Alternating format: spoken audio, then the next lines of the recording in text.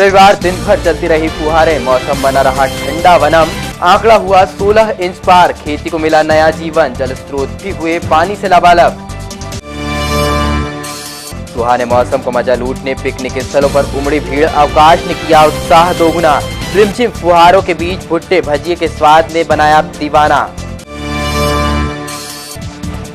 बारिश थमने के बाद नजर आई निचली व सखन बस्ती की बदहाली, कहीं घरों में कैद हुए लोग तो कहीं बमुश्किल बस्ती से निकल पाए बाहर। सुबह से शुरू हुआ पानी निकालने का सिलसिला, जनप्रतिनिधियों ने भी लिया जायजा। और बारिश थमने के बाद भी जारी है हादसे, नवलखा में झोपड़ी पर गिरे पेड़ ने ली महिला की जान, वहीं सिकंदराबाद में गिरे 2 मंजिला मकान की चपेट में आकर एक मजदूर हुआ घायल।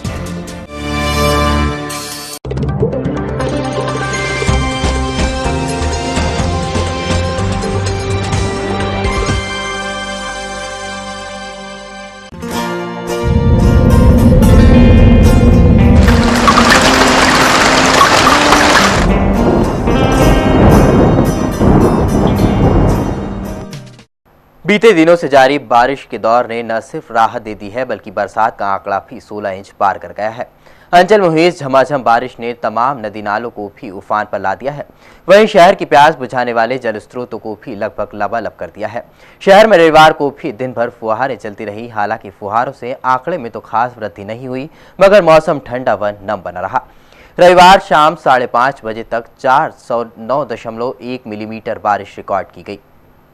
इंदौर के मौसम के मिजाज की बात करें तो रविवार का दिन बीते 2 दिनों के मुकाबले कुछ फीका ही रहा। 2-3 दिन की भारी बारिश के बाद रविवार को बादलों ने थोड़ी राहत जरूर दी। रविवार को भारी बारिश तो नहीं हुई, मगर दिन भर रह रहकर फुहारों का दौर चलता रहा, जिससे वातावरण ठंडा व नम बना रहा। रविवार सुबह 8:30 बजे से लेकर शाम 5:30 बजे तक महज 2.1 मिलीमीटर पानी ही गिरा। इस आंकड़े को मिलाकर इंदौर में कुल जमा 409.1 मिलीमीटर बारिश दर्ज की जा चुकी है। वहीं इंदौर के कुल आंकड़े की बात करें तो इसे छूने में अभी बादलों की मेहरबानी की काफ़ी ज़रूरत पड़ेगी। हालांकि 16 इंच से ज़्यादा बारिश के बाद अब इंदौर की प्यास बुझाने वाले तालाबों से उम्मीद की डोर बांधी जा सकती है। वहीं दूसरी ओर बारिश के हल्का होने से बाजारों में भी चहल पहल देखने को मिली। लोग ज़रूरतों के सामान खरीदने बाजार की ओर चल पड़े। मौसम विभाग के मुताबिक अगले 24 घंटों तक मौसम का मिजाज ऐसा ही बने रहने की उम्मीद है। भारी बारिश से जहां हर क्षेत्र में उत्साह है, वहीं इससे छोटे बड़े तालाब भी लबालब हो गए हैं। शहरी लोगों की प्यास बुझाने वाले यशवंत सागर और बिलावली तालाब में पानी उफान मार रहा है। यशवंत सागर बारिश के एक ही दौर में लबालब हो गया है। दोनों प्रमुख तालाब सहित अन्य तालाबों में भी जल स्तर लगातार बढ़ता जा रहा है। पानी बढ़ने की वजह से यशवंत सागर डैम के एक गेट को भी खोलना पड़ा। जोरदार बरसात से छोटे बड़े तालाबों में जान आ गई है, तालाब लबालब हो गए हैं। सुकून वाली बात यह है कि इंदौर शहर के कई हिस्सों की प्यास बुझाने वाला यशवंत सागर और बिलावली तालाब में पानी उफान मार रहा है। यशवंत सागर में आसपास से लगातार पानी आ रहा है।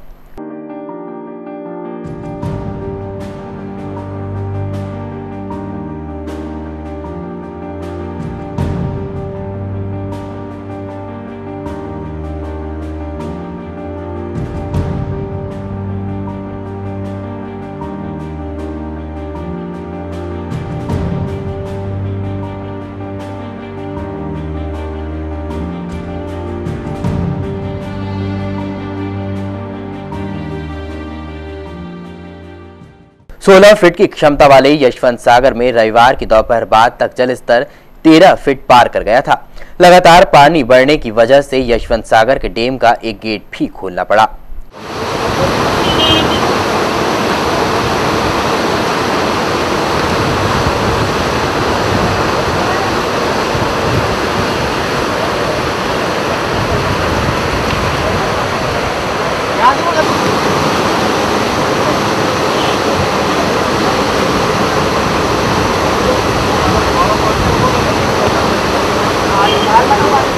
गांव के सरपंच भरत सिंह के अनुसार 2 दिन पूर्व तक सूखा पड़ा तालाब एक ही हल्ले में लबालब हो गया। पहले तो सफा खाली पड़ा था, बिल्कुल साफ मैदान था, और परसों सुबह पानी आने से कल मतलब पुल बिल्कुल बराबर एक ही रात में पुल लबालब हो गया। तालाब में जान आ गए। तालाब में जाना कि आसपास के गांव में भी बिल्कुल बहुत परिवर्तन गिरा पानी पड़ने से। कितने फुट पानी है वर्तमान में? अभी कुछ वर्तमान में अभी 13 फीट है, पिछले साल 14 फीट था इसको में, हाँ। और इस साल 16 फीट की उनका अनुमान बता रहे हैं कि 16 फीट पानी भराएगा इसमें। बिलावली तालाब का भी जलस्तर निरंतर बढ़ते जा रहा है। 32 फीट की क्षमता वाले इस तालाब का जलस्तर रविवार की दोपहर बाद तक 21 फीट पार कर गया था। यदि झमाझम बरसात ने आगे भी मेहरबानी बरती तो तालाब पूरी क्षमता के साथ भर जाएगा।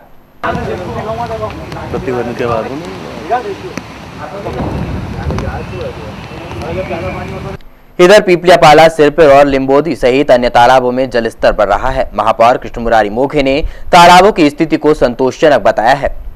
अभी जो मेरी जानकारी है उस मुताबिक लगभग 8.5-9 इंच बारिश हुई है, और जहाँ तक तालाबों का जल स्तर है तो बिलावली ये 19.5-20 फीट हो गया है, 8 फीट पीपलियापाला हो गया है, यशवंत सागर 23-30 हो गया है। उसके 2 गेट खोले हैं अभी हमने 2-2 फीट, क्योंकि अगर शायद वो नहीं खोलते तो हम पूरा अभी भर जाता है, इतना तेज़ी से उसमें पानी आ रहा है। किंतु हम सब जानते हैं कि अभी उसका डैम नया बना है और एक साथ पानी उसमें नहीं भरा जा सकता, और इसलिए अभी ये खोले हैं।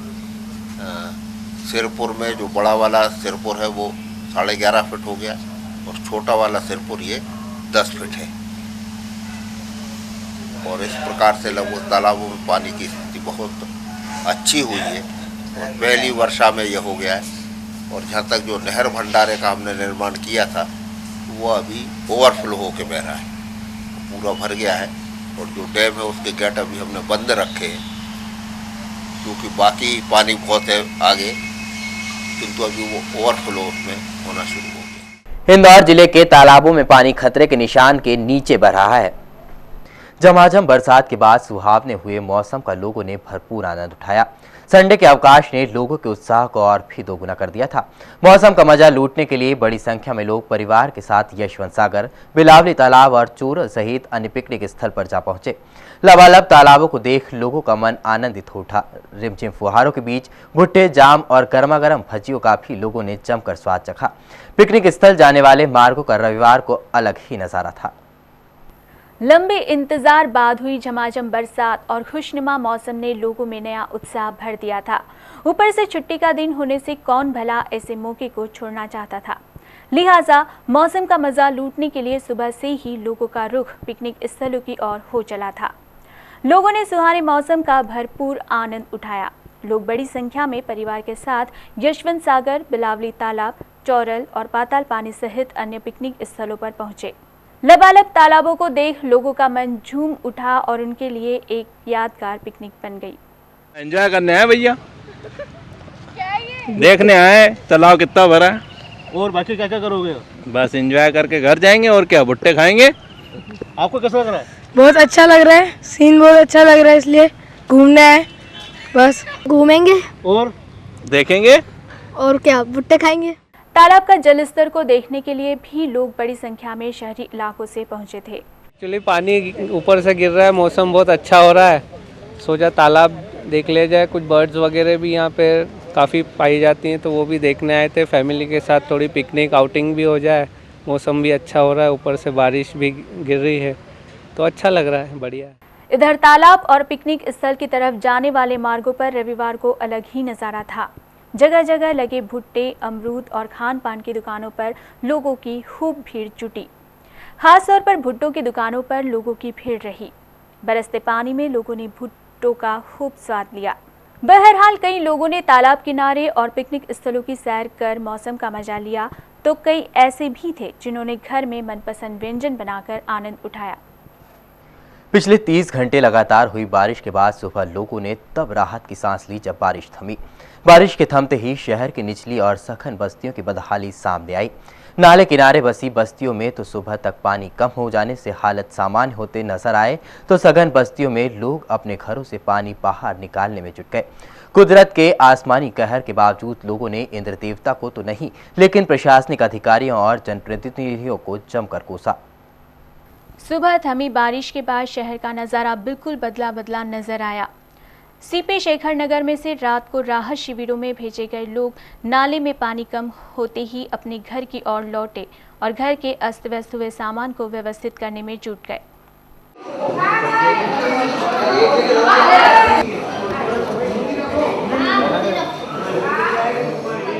सीपी शेखर नगर के लोगों का कहना था कि शाम होते ही प्रशासनिक और पुलिस अधिकारियों ने मौके पर लोगों का बस्ती खाली करने और स्कूल धर्मशाला में पहुंचने के निर्देश दिए। सीपी शेखर नगर के अलावा चंद्रभागा और नारतोड़ा क्षेत्र में भी बारिश थमते ही नालों की स्थिति सामान्य थी।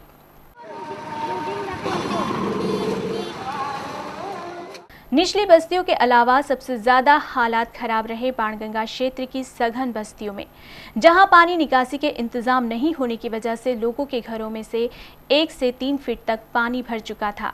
मजबूरन लोगों को पलंग या ऊंचे स्थानों पर पूरी रात बिताना पड़ी।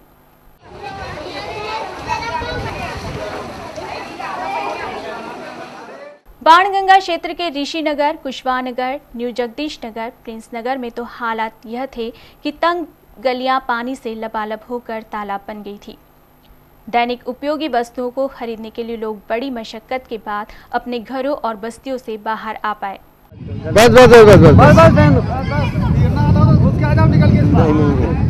बाणगंगा क्षेत्र के सुंदरनगर बस्ती में बारिश थमने के बाद लोग अपने घरों से पानी बाहर करने में जुट गए। पानी बाहर निकालने में लगे लोग पानी निकासी की व्यवस्था नहीं होने की वजह से जनप्रतिनिधियों से नाराज भी नजर आए। पूरा सब कमरे, पूरा सब नुकसान हो रहा और क्या हो, न जगह, न बैठने की जगह, न लेटने की जगह, कुछ भी नहीं। और क्या परेशानी है? और क्या, और कुछ नहीं आ रही है। पानी भरा है, कमरे नीचे भी है, कमरे खाली भी करना पड़ेगा। तो आपने यहाँ की क्षेत्रीय पार्षद या कोई अधिकारी आया क्या? हाँ, कोई नहीं आया अभी। गए तो थे सुबह गए थे, कोई नहीं। परेशानी ये आ रही साहब कि इधर पानी की निकासी नहीं है। दूसरी बात ये मकानों में पानी भरा था, रात भर बैठना, दिन भर बैठना, यही हाल है। कब तक अधिकारी, नगर निगम या पार्षद वगैरह कोई आया क्या? पार्षद के वहाँ हम गए थे तो वो तो अभी घर पे गए थे, तो घर पे ही नहीं बोले गए वो तो। न्यू जगदीश नगर के 200 घरों के 500 रहवासी तो नाला उफान पर आने की वजह से अपने क्षेत्र में कैद होकर रह गए। वहीं हादसों को निमंत्रण देने वाले सुंदरनगर क्षेत्र के ईंट भट्टे फिर लबालब होकर तालाब का रूप ले चुके हैं। अब इन भट्टों से पूरा पानी सूखने में 5 महीनों का समय लग सकता है। गौरतलब है कि इन्हीं ईंट भट्टों में 3 साल पहले 2 बच्चे डूब गए थे। खबरें अभी और भी है, लेकिन फिलहाल लेते हैं एक छोटा सा ब्रेक।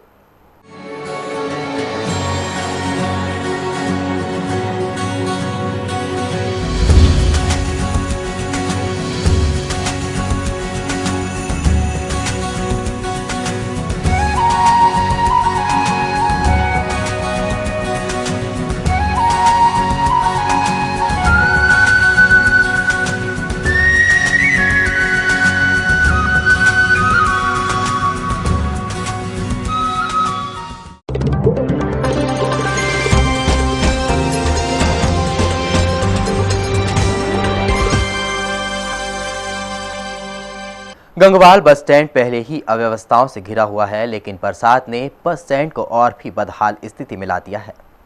गंगवाल बस स्टैंड यूं तो पहले ही अव्यवस्थाओं से घिरा हुआ है, ऊपर से बरसात ने नई आफत खड़ी कर दी है। बस स्टैंड का परिसर हो या फिर शेड, हर जगह पानी ने पैर पसार रखे हैं। बरसात के पानी के साथ ही गंदगी भी यात्रियों के लिए मुसीबतें खड़ी कर रही है। जानवरों को भी स्टैंड पर विचरण करते हुए देखा जा सकता है। स्टैंड के कर्मचारी और व्यवसायियों ने भी अव्यवस्थाओं का बखेड़ा खड़ा कर दिया है। यात्री त्रस्त हैं और वे कोसने के अलावा कुछ नहीं कर पा रहे हैं।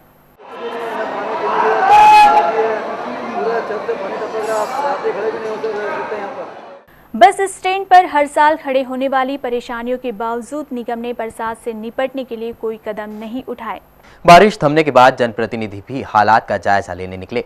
जनप्रतिनिधियों ने रात के बाद सुबह भी राहत शिविरों का दौरा किया।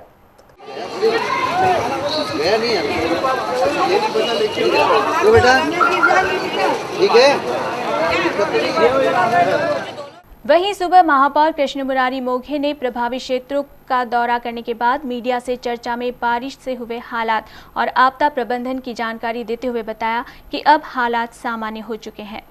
नगर निगम के अलावा जिला प्रशासन के अधिकारी भी व्यवस्थाओं में तैनात रहे। निचली बस्ती के लोगों को राहत शिविरों में पहुंचाया गया। बारिश की वजह से शहर में 3-4 मकान भी ढहे, जहां तुरंत राहत कार्य शुरू कराए गए। मकान 3-4 गिरे ऐसी सूचना प्राप्त हुई है और वह मलबा वगैरह हटाने के हिसाब से वहाँ से सूचनाएं आई थी, तो हमने इमीडिएट जेसीबी रवाना कर दिया। यहाँ तक पानी भरने का सवाल है, वो कुछ बस्तियों के अंदर पानी आया है और उसके निकालने की व्यवस्था भी तुरंत की गई। अभी भी सुबह में रिंग रोड के ऊपर, जो रिंग रोड के पीछे प्रतीक्षा ढाबा के पीछे जो कुछ बस्तियां हैं, उसमें आगे रोड के ऊपर लोगों ने मलबा डाल दिया था, कुछ ट्रक वगैरह खड़े थे और उसके कारण वहाँ पानी भरा है। तो अभी मैं वहाँ मैंने रिमूवल गैंग भी लगवाई और साथ में ये 2 जेसीबी लगा के उसको क्लियर करने का वो किया। मैं समझता हूँ 1-2 घंटे वो पानी पूरा क्लियर हो जाएगा। वैसे ही जो गीता भवन वाला रोड जाता है, गीता भवन चौराहे से गीता भवन मंदिर के लिए, तो बीच में एक जगह पानी भरा हुआ, तो वहाँ पे भी गैंग लगवा दी। 2-2, 3-3 घंटे पानी भरा है। बाकी पानी की निकासी बहुत तेजी के साथ हुई और इसके कारण किसी प्रकार का कोई हादसा इस वर्षा में नहीं हुआ है। बहरहाल शहर में सुकून और निचली और सघन बस्तियों में 30 घंटे लगातार कहर बरपाने के बाद बारिश तो थम गई, लेकिन बारिश के बाद जो परेशानी हुई उससे पार पाने में अब भी इन लोगों को हफ्ता भर लग सकता है।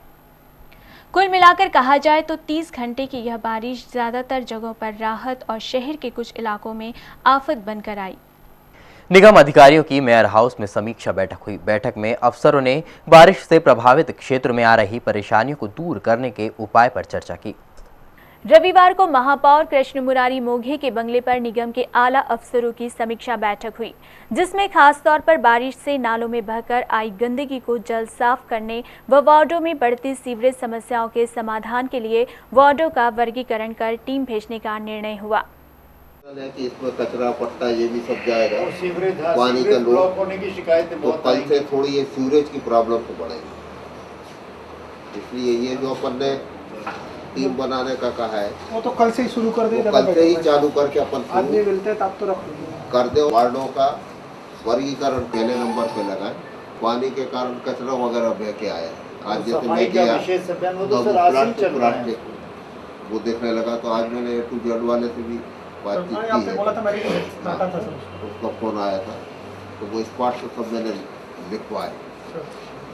उनके थोड़े अतिरिक्त कुछ लगाना पड़े वाहन तो भी लगाए, क्योंकि इस समय क्या है कि अभी बरसात के कारण अगर कचरा रहेगा सड़ेगा। महापौर ने बताया कि शहर भर की समस्याओं से निपटने के लिए निगम बारिश से क्षतिग्रस्त हुई सड़कों का पेचवर्क और लोगों के स्वास्थ्य को ध्यान में रखते हुए शहर में बोरिंग में क्लोरिनेशन का कार्य जल्द ही शुरू करेगा।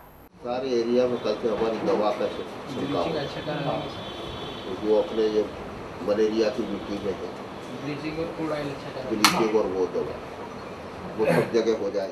शहर के जिन इलाकों में बारिश का पानी भरा है, वहां निगम खास तौर पर स्टॉप वाटर लाइन डालने की योजना भी बना रहा है। 30 घंटे लगातार बारिश के बाद आखिरकार वही हुआ जिसका खुलासा बीटीवी न्यूज ने 2 जुलाई को कर दिया था। 2 जुलाई को बीटीवी न्यूज ने शहर की निचली बस्तियों का जायजा लेकर साफ तौर पर कहा था कि प्रशासन के लाख दावे और इंतजाम के बाद भी फिर डूबेंगी बस्तियां। सीपी शेखर नगर, चंद्रभागा, नॉर्थ तोड़ा सहित न्यू जगदीश नगर में आखिरकार वही हुआ जो हर साल होता आया है। वर्षों से अधिकारी और जनप्रतिनिधि यहां बारिश में आपदा प्रबंधन के लिए आते हैं, लेकिन आज तक स्थायी इंतजाम का अभाव यहां पर साफ नजर आता है।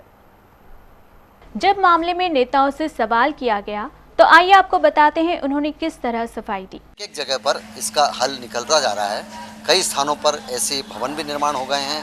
ये नाले की व्यवस्था भी, सफाई भी और मार्ग का चौड़ीकरण भी और ये पुनर्वास की व्यवस्था भी, इस सब में प्रशासन भी लगा है, शासन भी लगा है। मंशा अच्छी नहीं तो अभी तक अफरा तफरी शहर में मच जाती।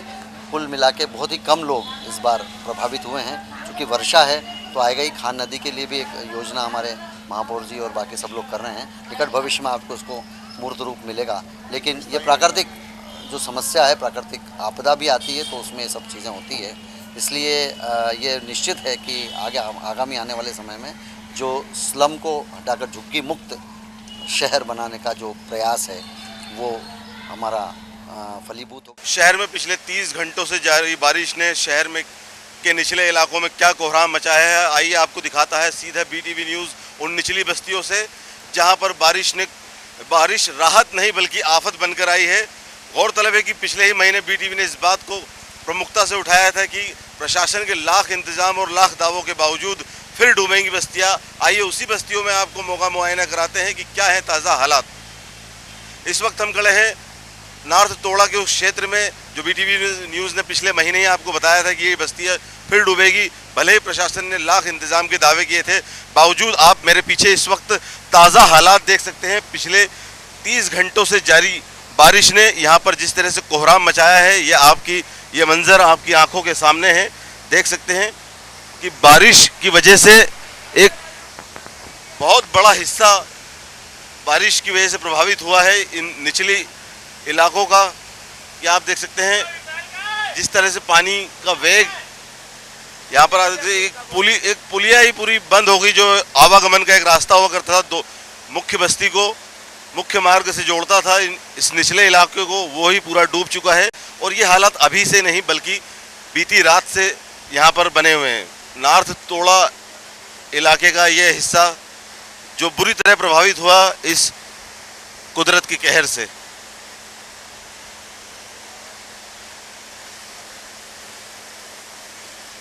ये ताज़ा तस्वीरें जो आप आपके टेलीविज़न स्क्रीन पर देख रहे हैं, ये शहर के मध्य नॉर्थ तोड़ा इलाके की है।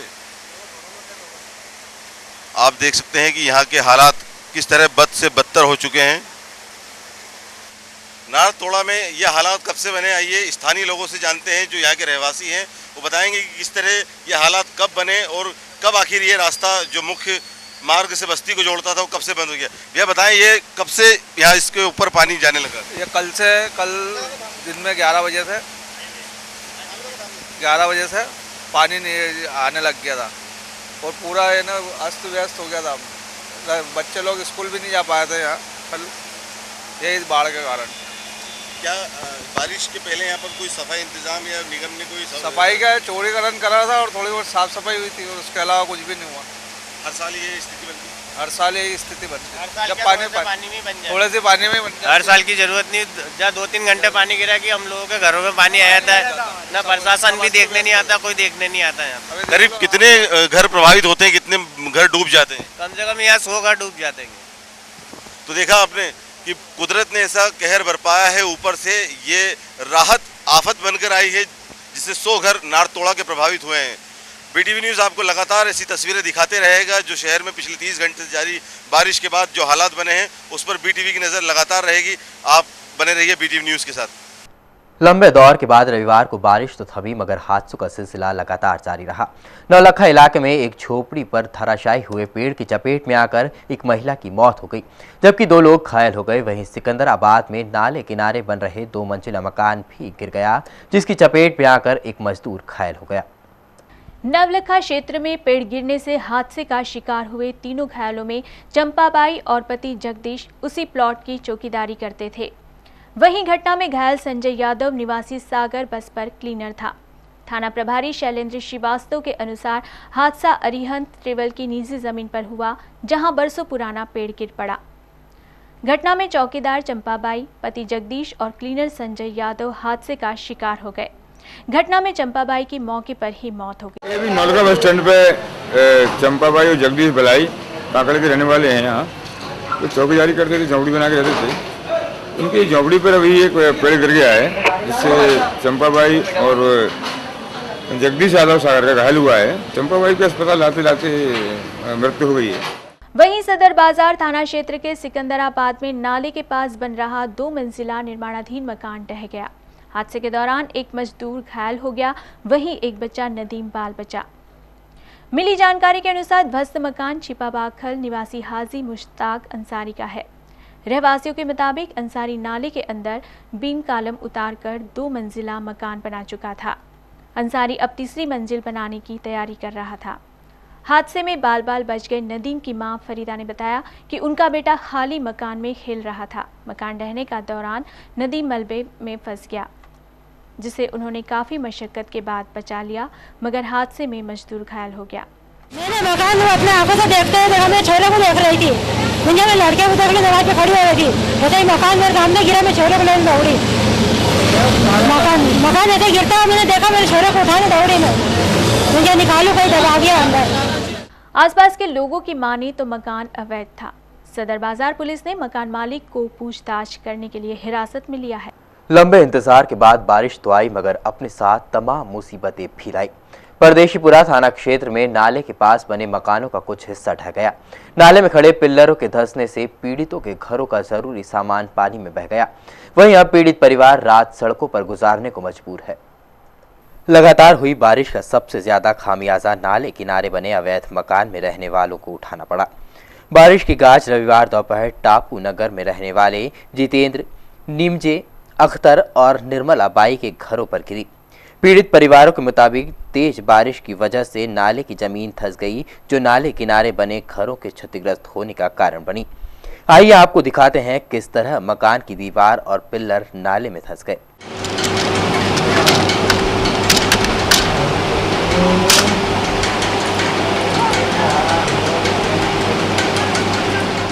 पीड़ितों के अनुसार उनके घरों के क्षतिग्रस्त होने से जरूरी चीजें नाले में बह गई।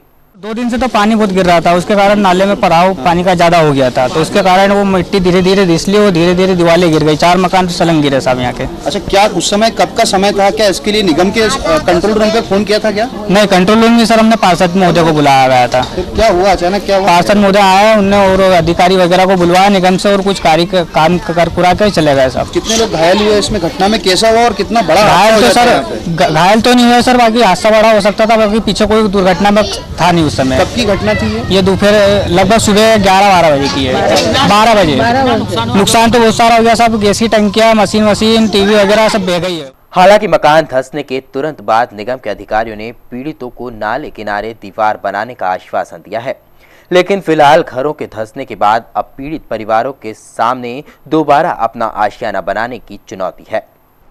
खबरें अभी और भी है, लेकिन फिलहाल लेते हैं एक छोटा सा ब्रेक।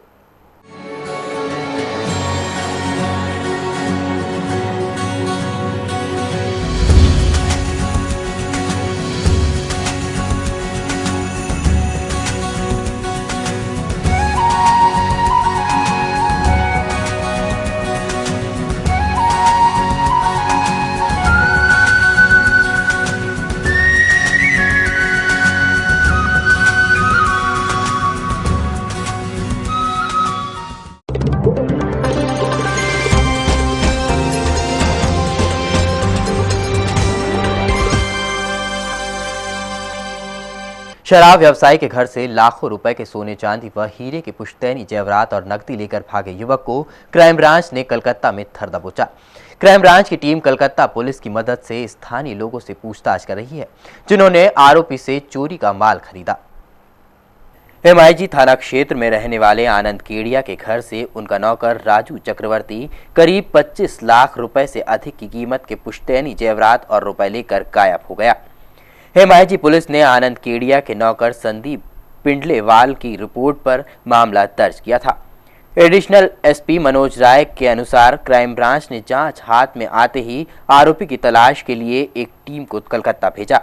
कलकत्ता में क्राइम ब्रांच ने गुरुवार को आरोपी राजू चक्रवर्ती निवासी गंगापल्ली वेस्ट बंगाल को गिरफ्तार कर लिया। हमारे जो क्राइम ब्रांच से SI जाट और कांस्टेबल राम प्रकाश वाजपेयी, ये कुछ स्थानीय बोली जो बंगाली चूँकि वहाँ बोली जाती है ये नहीं जानते हैं, उनको साथ में लेके इन्होंने पहले कलकत्ता से जानकारी ली और फिर वहाँ पे 1 हफ्ते तक ये बारिश वहाँ अपनी आइडेंटिटी छुपाते हुए उसकी पहचान की थी इन्होंने। और आरोपी जब कलकत्ता आ गया था तो हमने वहाँ लोकल जो क्राइम ब्रांच टीम है वहाँ के कोलकाता पुलिस का भी सहयोग लिया गया इसमें। ACP डिटेक्शन एंड बर्गलरी उनकी मदद लेके वहाँ की टीम के साथ वहाँ पे एक नाई की दुकान में ये पहुँचा था। वहाँ अपनी टीम ने घेराबंदी करके स्थानीय क्राइम ब्रांच की मदद से उसको पकड़ा। क्राइम ब्रांच ने आरोपी के पास से आनंद केडिया के घर से चुराए गए हीरे और सोने चांदी के जेवरात बरामद कर लिए हैं। पुलिस जब्त जेवरात की कीमत भले ही नहीं बता रही हो, मगर सभी जेवरात बेशकीमती बताए जा रहे हैं। पकड़ा गया आरोपी राजू आनंद केडिया के घर पर घटना के कुछ दिन पहले ही नौकरी पर लगा था। उसका पहचान पत्र भी नकली था। क्राइम ब्रांच कलकत्ता के उन संदिग्ध लोगों की भूमिका की जांच कर रही है जिन्होंने आरोपी राजू से जेवरात खरीदे थे। क्राइम ब्रांच ने आगामी कार्रवाई के लिए मामला MIG पुलिस को सौंप दिया है। पुलिस ट्रेनिंग स्कूल से प्रशिक्षित नवारक्षकों का दीक्षांत समारोह रविवार को हुआ।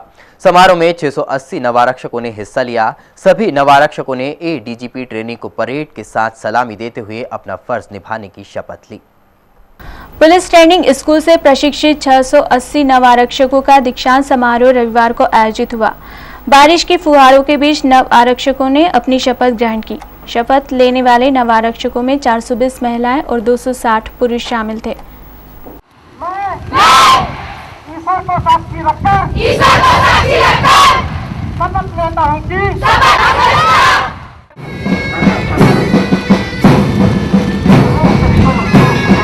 इस मौके पर नव आरक्षकों ने आकर्षक परेड प्रस्तुत की और DGP ट्रेनिंग राजेंद्र कुमार और PTS SP महेश चंद्र जैन को सलामी दी।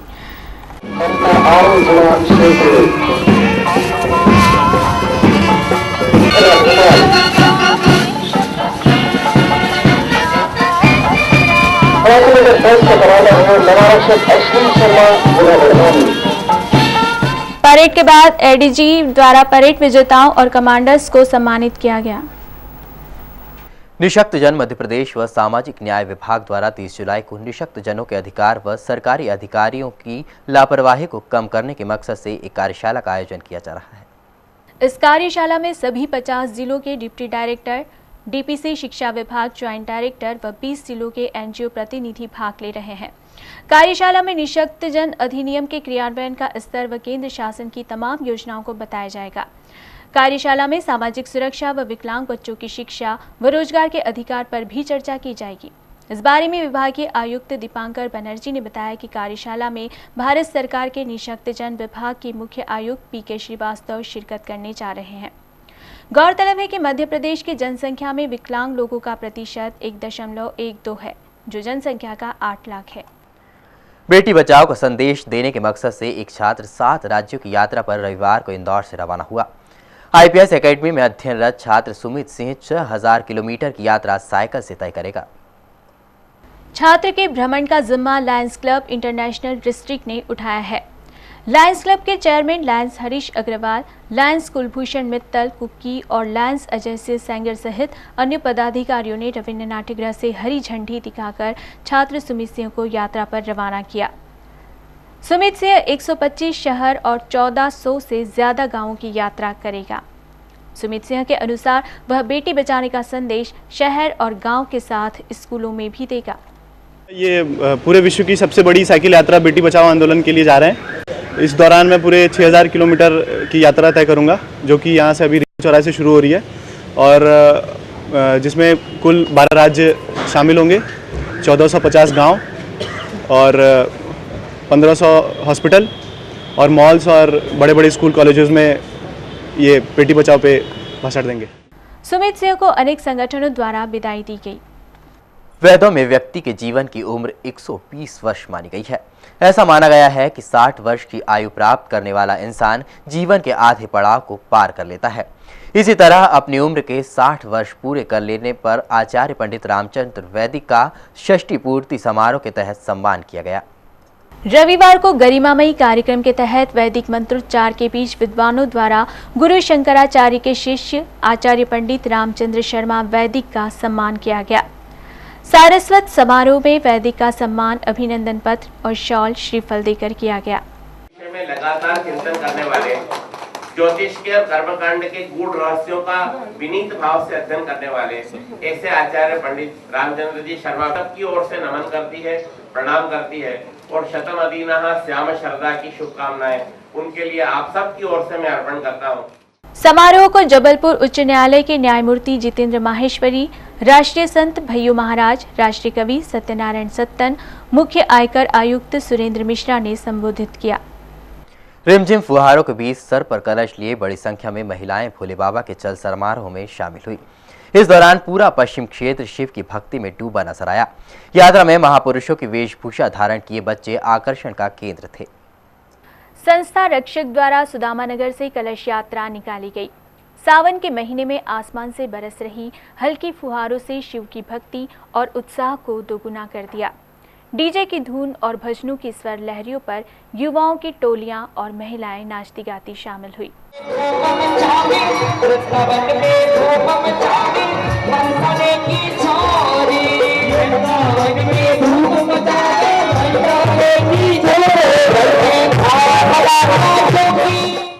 हाथों में भगवा पताका लिए भगवान शिव की उद्घोष के साथ श्रद्धालु सड़कों पर निकले। इस दौरान भगवान शिव आकर्षक श्रृंगार के साथ फूलों से सजे रथ में सवार थे, तो महापुरुषों की वेशभूषा में घोड़े पग्घी में सवार नन्हे बच्चे पूरे यात्रा मार्ग में आकर्षण का केंद्र रहे। चल समारोह में महामंडलेश्वर राधे राधे बाबा सहित शिव भक्त शामिल हुए। यात्रा विभिन्न मार्गों से होती हुई गुमाश्ता नगर शिव मंदिर पर समाप्त हुई। Digambar Jain social group federation के मध्य प्रदेश रीजनल द्वारा समग्र जैन समाज के लिए खेल प्रतियोगिता आयोजित की गई। खेल के प्रति जागरूकता लाने के उद्देश्य से आयोजित एक दिवसीय प्रतियोगिता में समाज के लोगों ने हिस्सा लिया। समग्र जैन समाज के लिए टेबल टेनिस, चेस और बैडमिंटन प्रतियोगिता की शुरुआत हुई। नेहरू स्टेडियम में आयोजित प्रतियोगिता में अलग अलग आयु वर्ग में मुकाबले खेले गए।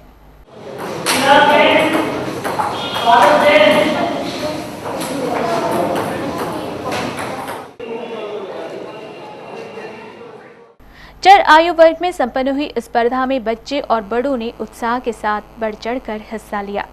गौरतलब है कि फेडरेशन के 19वां स्थापना दिवस के चलते खेल प्रतियोगिता का आयोजन किया गया। कुछ छोटी मगर महत्वपूर्ण खबरों की ओर नजर डालते हैं। आइए देखते हैं न्यूज फास्ट।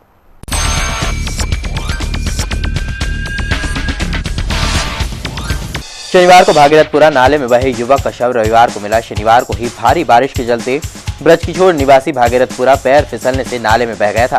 बहुत प्रयास के बाद भी फायर ब्रिगेड युवक के शव को ढूंढ नहीं पाया था। रविवार को मृतक का शव खातीपुरा नाले के पास झाड़ियों में अटका मिला। युवक के शव को पुलिस ने पोस्टमार्टम के लिए अहमदाबाद अस्पताल भेजा है। बरकुआ क्षेत्र में रहने वाले शराब व्यवसायी को राजस्थान पुलिस का दल लिंबोदी स्थित फार्म हाउस से गिरफ्तार कर अपने साथ ले गया। बरकुआ पुलिस के अनुसार शराब व्यवसायी अमनदीप पिता दलजीत सिंह को राजस्थान पुलिस पाली ले गई है। पकड़े गए आरोपी पर राजस्थान के पाली जिले में धारा 304 और 120B के तहत स्थायी वारंट जारी है, जिसके चलते राजस्थान के डीएसपी प्रकाश शर्मा की टीम ने कार्रवाई की। विश्व ब्राह्मण संघ द्वारा रविवार को रविंद्र नाट्य गृह में ब्राह्मण प्रतिभा सम्मान समारोह आयोजित किया गया। आयोजन में खेलकूद, कला, साहित्य, शासन, प्रशासन, व्यापार, उद्योग, समाज सेवा से जुड़े लोगों का सम्मान किया गया। इसके अलावा पूर्व महापौर उमाशंकर शर्मा, न्यायाधीश अनिल शर्मा, कांग्रेस नेता कृपाशंकर शुक्ल समेत तमाम अधिकारियों व कर्मचारियों का भी सम्मान किया गया। वहीं परीक्षा में 75% से अधिक अंक अर्जित करने वाले छात्रों को भी संघ ने सम्मानित किया। सहयोगितागंज पुलिस ने शादी का झांसा देकर विधवा महिला से दुष्कर्म करने वाले आरोपी को गिरफ्तार किया है। थाना प्रभारी शैलेंद्र श्रीवास्तव के अनुसार मदीना नगर के मोहम्मद हनीफ ने अपनी पड़ोसी 40 वर्षीय महिला को जाति का शिकार बनाया। आरोपी हनीफ ने महिला से शादी का लालच देकर 2 लाख रुपए भी हड़प लिए। महिला की शिकायत पर सहयोगितागंज पुलिस ने जाति का मामला दर्ज कर आरोपी हनीफ को गिरफ्तार कर लिया है। एनआई इंस्टीट्यूट द्वारा आत्मरक्षा, डांस, अभिनय, एरोबिक्स, मॉडलिंग व कथक की 5 दिवसीय कार्यशाला आयोजित की जा रही है। कार्यशाला पूर्णतः निःशुल्क रहेगी। इस कार्यशाला में लड़कियां व महिलाओं को सेल्फ डिफेंस की विधा सिखाने पर जोर रहेगा। कार्यक्रम का आयोजन 30 जुलाई को इंस्टीट्यूट के 56 दुकान स्थित लीडर्स क्लब बेसमेंट में किया जाएगा। समझौते का दबाव बनाने के लिए एक बदमाश शनिवार रात महिला के घर में जबरदस्ती घुस गया और पूरे परिवार को जान से मारने की धमकी दी। थाना प्रभारी अशोक तिवारी ने बताया कि फरियादी अर्पिता की शिकायत पर तुकोगंज पुलिस ने रोहन उर्फ रानू निवासी विश्राम कॉलोनी पर जान से मारने की धमकी का मामला दर्ज किया है। रविवार को समता समाधान पार्टी का जिला अधिवेशन संपन्न हुआ। अधिवेशन में पार्टी से जुड़े कार्यकर्ता शामिल हुए। बैठक में पार्टी के राष्ट्रीय अध्यक्ष ने जोर देते हुए कहा कि मध्य प्रदेश में भाजपा की सरकार व देश में केंद्र सरकार की गलत नीतियों के चलते भ्रष्टाचार, अन्याय व अपराधों का बोलबाला है। पार्टी ने अपने प्रतिनिधियों को कहा कि वे मिशन 2013 में उनकी ही पार्टी को सरकार बनाना है।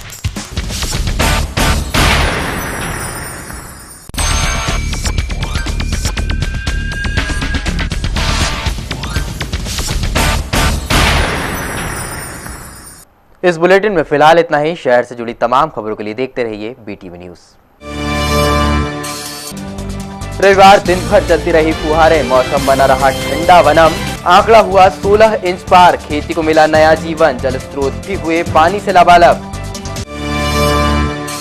सुहाने मौसम को मजा लूटने पिकनिक स्थलों पर उमड़ी भीड़, अवकाश ने किया उत्साह दोगुना, रिमझिम फुहारों के बीच भुट्टे भजिए के स्वाद ने बनाया दीवाना। बारिश थमने के बाद नजर आई निचली व सखन बस्ती की बदहाली, कहीं घरों में कैद हुए लोग तो कहीं बमुश्किल बस्ती से निकल पाए बाहर। सुबह से शुरू हुआ पानी निकालने का सिलसिला, जनप्रतिनिधियों ने भी लिया जायजा। और बारिश थमने के बाद भी जारी है हादसे, नवलखा में झोपड़ी पर गिरे पेड़ ने ली महिला की जान, वहीं सिकंदराबाद में गिरे 2 मंजिला मकान की चपेट में आकर एक मजदूर हुआ घायल।